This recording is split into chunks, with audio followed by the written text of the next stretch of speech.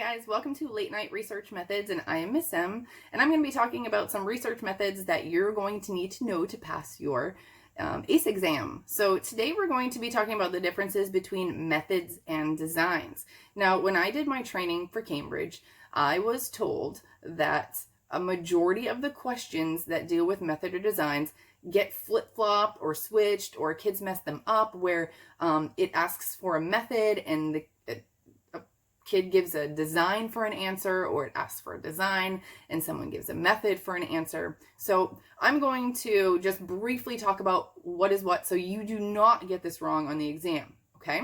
So a method is your main collection of data. I like to think the methods are like your house of your experiment. There's an H in methods. So think of your house, your entire house. And within your house, you have your entire experiment. It is your experiment. Where's your house located? Is it in the city? Is it in the street? Is it in a rural, urban area? So those are things like lab experiment, field experiment, natural experiment. And how are you going to collect your data? What's going to be your house? What's going to be that main part of your study? Are you going to have observations? Are you going to do interviews or self-reports?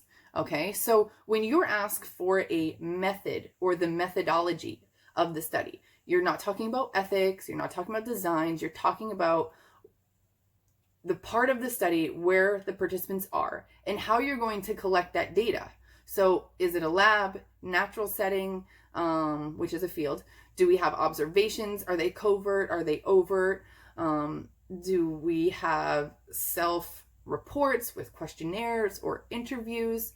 Okay, so those are likely going to be your answer if you were asked for a method. Now, the design is completely different because the design is dependent on your independent variable. Okay, so you can think about designing the inside of your house. Okay, interior design. Okay, our methods is our house with the H, and our design is the interior of it. Now, you have your independent variables, and you are designing how your participants are going to see it, just like you're designing how you're going to let companies see the inside of your house. Are you going to let all the participants go in every single room, or are you only going to let some of the participants visit one room, and some get to visit another room, and some get to visit another room? You guys get where I'm going with this? So a design, remember, it's either going to be independent groups, repeated measures, or matched pairs. You can have a matched pairs group within an independent group's design and whatnot. Matched pairs is just ruling out some type of variable, okay? And here's a really quick example. If I want to say that males are going to, let's see, who's going to shoot the most baskets, who's going to do the most layups, okay, males or females? And someone says, well, that's not fair because males are taller, so they are closer to the basket. So I say, all right, well, I'm going to match my groups for height. And the average height in both groups is going to be 5'8".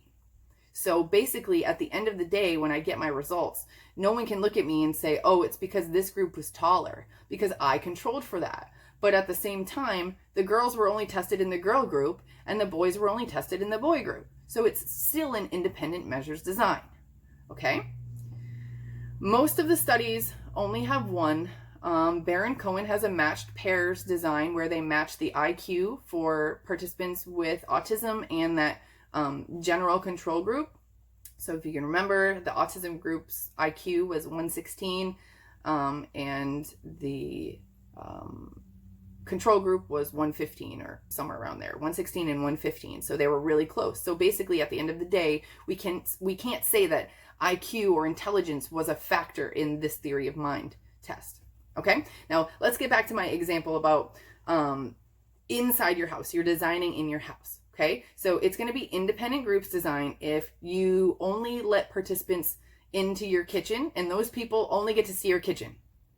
All right, if you let those people see your kitchen and then you bring them to your bathroom and then to your living room and then to the back deck, okay, that's repeated measures design because they're seeing all aspects of inside your methods, inside your house. Okay, so let's recap.